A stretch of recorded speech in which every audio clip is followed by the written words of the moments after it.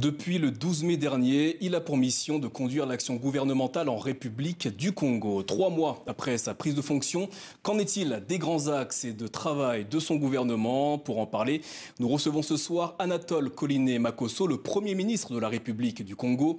Monsieur le Premier ministre, bonsoir et merci d'être avec nous. Bonsoir et merci de m'avoir invité sur votre plateau. Vous êtes de passage à Paris pour une visite de travail notamment. Vous avez rencontré le ministre de l'économie cette semaine. Pour quelle raison? La diplomatie des affaires, la diplomatie économique et le réchauffement des liens diplomatiques entre le Congo et la France. Votre pays avait retrouvé l'aide du Fonds monétaire international en juillet 2019, mais elle a été suspendue 6 mois plus tard. Selon le FMI, la dette congolaise évaluée à 110% du PIB est insoutenable. Où en êtes-vous dans les négociations avec le Fonds monétaire international? Elle n'est pas à 110%, elle est à 95%. Selon le FMI, c'est 110%. Non, selon le FMI par le passé. Très bien. Aujourd'hui, elle est à 95% environ. Mais cela dit, elle est toujours très élevée comparativement à la norme de la sous-région à 70%.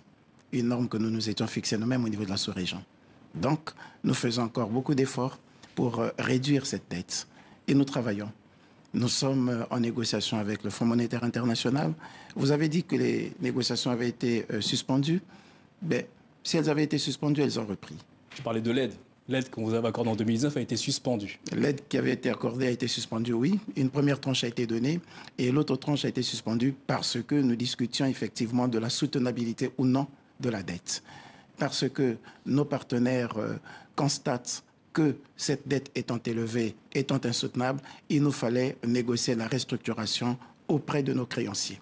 Les créanciers, il y a un volet de la créance publique, notamment avec les États, particulièrement la Chine.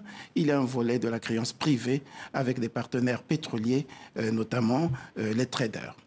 Nous avons travaillé avec nos partenaires chinois. Nous avons bénéficié d'une première restructuration, mais c'est toujours pas suffisant d'après nos partenaires. Et nous étions en train de travailler pour un second rang de restructuration. Le président de la République a échangé avec son homologue, le président Xi Jinping, président de la République de Chine. Nous sommes en train d'aller vers une deuxième vague de restructuration de cette dette et nous pensons que nous aurons là des éléments pour convaincre nos amis du Fonds monétaire international, en plus des réformes économiques et financières que nous avons engagées depuis un moment. Justement, on le voit à l'écran, le président congolais Denis Sassou Nguesso et son homologue chinois sont accordés, c'était le 21 juin dernier, pour restructurer, reformater la dette du Congo vis-à-vis de Pékin. Comment cette recomposition de la dette congolaise vis-à-vis de la Chine va-t-elle se traduire? Les experts sont en train de travailler et nous verrons quels sont les résultats auxquels nous parviendrons, mais nous pouvons vous dire que les négociations sont en bonne voie. Le Congo est trop pris avec des difficultés économiques dues à la chute des revenus du pétrole notamment et à la pandémie de Covid-19. Notre correspondant est allé à la rencontre de certains Congolais qui ont la vie de plus en plus difficile, notamment en raison de cette crise. Vous voyez ce reportage réalisé par Birdie Pambou et Karine Barzegard. Ici au marché de Poto-Poto, le mot crise est sur toutes les lèvres. Crise économique, crise financière, aggravée par la crise de la Covid-19. Sur les étals, les produits attendent désespérément d'éventuels acheteurs. Depuis le matin, rien ne marche avec le client. C'est comme si l'argent ne circulait pas, on ne vend pas bien. Il faut payer les transports, les tickets, le manger, c'est difficile. Tel que je suis là, je n'ai que 2000 francs, c'est difficile pour moi. Et avec les tickets à 200 francs, tu es obligé de payer, sinon tu auras des problèmes. Les tickets, comprendre les taxes. Ces derniers temps, la fiscalité est devenue l'une des seules solutions de l'État pour renflouer ses caisses. Bon, par rapport aux revenus, vu que la taxe, elle est devenue comme obligatoire. Donc dès qu'on te dépose le ticket, tu es obligé de payer, même si tu n'as pas vendu. Ici, tous gagnent moins, tout en payant plus d'impôts. Une pression accrue pour de nombreux commerçants et entrepreneurs. Au plateau des 15 ans, un quartier résidentiel de Brazzaville, Alphonse Dongo se morfond dans un établissement vide. Ce patron de restaurant a vu ses revenus chuter à vitesse grand V. Notre chiffre d'affaires a baissé pratiquement de 40%. Et donc nous ne pouvons plus faire face aux charges salariales. Nous faisons quoi? Nous sommes obligés de diminuer l'effectif et donc de mettre sur le pavé un personnel qui aurait pu travailler avec nous. Avec la chute du prix du baril de pétrole, le Congo et son économie ultra dépendante des hydrocarbures vacillent. Pour le banquier d'affaires Loïc Makosso, le salut viendra à la fois par les impôts et par des réformes structurelles. Les recettes pétrolières du pays ont baissé et en parallèle à cela, les dépenses restent les mêmes. Et donc il faut que l'État jouisse de nouvelles ressources. Et donc oui, il est impératif de diversifier l'économie. Il y a 2 ans, le Congo avait bénéficié d'une première tranche d'aide financière du FMI. Pour débloquer la deuxième tranche, le pays doit mettre en place les réformes exigées par le fonds pour tenter de faire face à ces dettes abyssales. Monsieur le Premier ministre, comment votre gouvernement entend-il remettre sur pied l'économie congolaise et soulager les habitants? Comme tous les autres gouvernements, vous savez que la situation économique telle qu'elle est décrite, elle n'est pas propre au Congo. La crise économique et financière qui a sévi le monde entier depuis 2014 et aggravée par la crise sanitaire a plongé toutes les économies du monde dans une situation très difficile. Et à l'image des autres pays, nous travaillons à redresser notre économie, à rétablir les équilibres macroéconomiques et à rebooster la croissance, notamment en accompagnant tous les partenaires, y compris les citoyens qui sont dans le secteur informel. Comme vous venez de le constater, vous voyez que depuis le début de la crise, on a eu d'abord pratiquement 2 mois et demi, sinon 3 mois, où l'activité économique était totalement paralysée. Donc, ces commerçants, ces acteurs du secteur informel, ces acteurs des services de restauration, de commerce divers, avaient interrompu toute leur activité. Ça avait donc mis en difficulté leur propre situation économique et sociale. Lorsque nous avons repris, il y a toujours beaucoup de restrictions. L'activité économique est toujours au ralenti parce que notre peuple fait preuve de résilience et c'est l'occasion pour moi de lui adresser toute la reconnaissance du gouvernement, toutes les félicitations. Le président de la République l'a reconnu et je saisis l'occasion que vous m'offrez aujourd'hui pour réitérer ces félicitations. Vous voyez, nous sommes en période de restriction, d'exercice. Les restaurants sont fermés.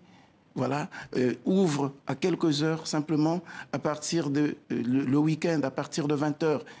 Ces restaurants ne peuvent pas fonctionner alors que nous savons que c'est pendant les week-ends qu'effectivement ils ont de la clientèle. Vous voyez autant de difficultés que nous partageons avec notre peuple. Seulement, nous nous retrouvons dans une situation difficile. Que faut-il faire? Il nous faut mobiliser les ressources internes. Et les ressources internes se mobilisent par les impôts, par les taxes. Et de l'autre part, il faut faciliter les citoyens. Donc, alléger, supprimer ou suspendre ces mesures. On se retrouve donc dans une situation de ce qu'on pourrait appeler en économie 4-22. On est donc un peu coincé. Et là, nous trouvons le juste milieu avec les partenaires et avec les commerçants. Une des raisons des difficultés économiques rencontrées par votre pays est due notamment au Covid-19. L'état d'urgence sanitaire est toujours en vigueur dans votre pays. Selon les derniers chiffres, un peu plus de 1% des Congolais seulement sont vaccinés. Qu'est-ce qui explique ce faible taux de vaccination?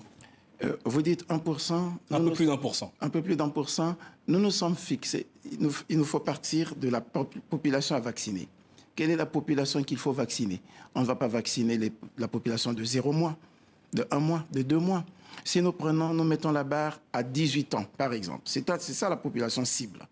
Nous nous étions engagés à vacciner au moins la moitié de la population cible avant la fin de l'année.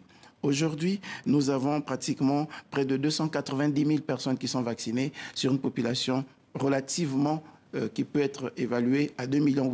Donc la population cible, nous pouvons dire que nous sommes à 10% de la population cible. Nous venons de recevoir d'importantes commandes de vaccins. Nous avons reçu l'aide de la Banque mondiale, l'aide de certains partenaires avec des vaccins disponibles. Nous pouvons être sûrs qu'avant la fin de l'année, nous aurons encore évolué dans la couverture vaccinale. Philippe Bikinkita, ancien ministre de l'Intérieur, est mort vendredi dernier en Angleterre où il était en exil depuis 1997.